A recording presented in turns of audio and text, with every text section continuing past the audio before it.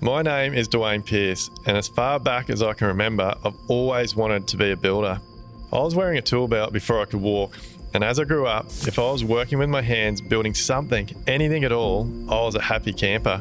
I was like a square peg in a round hole most of the time at school, and I couldn't wait to get out of there and get my hands dirty in the big wide world. After working various odd jobs in my early teens, I took on a carpentry apprenticeship which my dad had helped line up with a builder that he knew, and I was on my way. Once I completed my carpentry apprenticeship, I quickly built a really reputable subcontract carpentry business, and the transition to becoming a qualified builder was inevitable.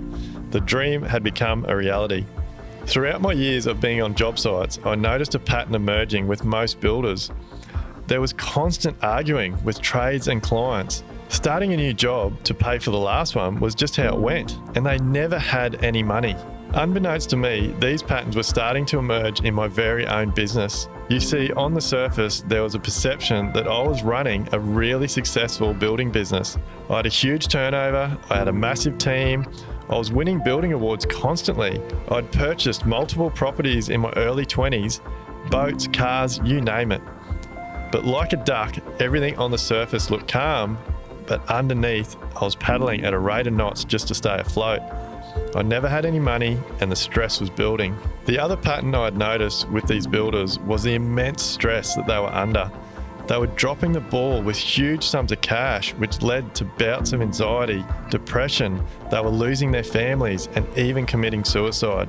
Slowly but surely, I was heading down the exact same path, and the dark shadows of depression were hanging over my head.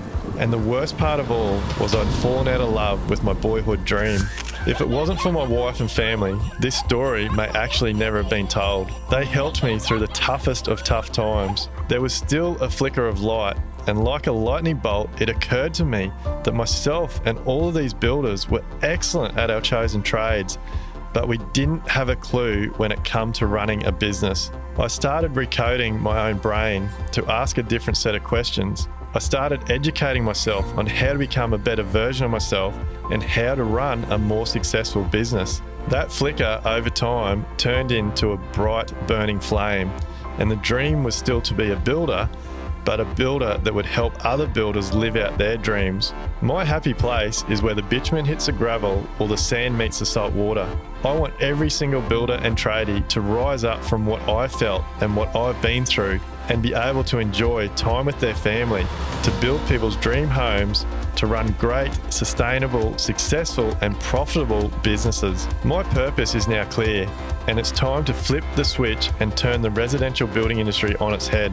It's time to guide the younger generation in the right direction. It's time builders and tradies learnt how to run successful businesses. It's time to eliminate depression and suicide from the industry I love and am so passionate about. It's time that all builders and tradies and clients work together to enjoy the experience of building someone's dream home. My name's Duayne Pearce, and it's time.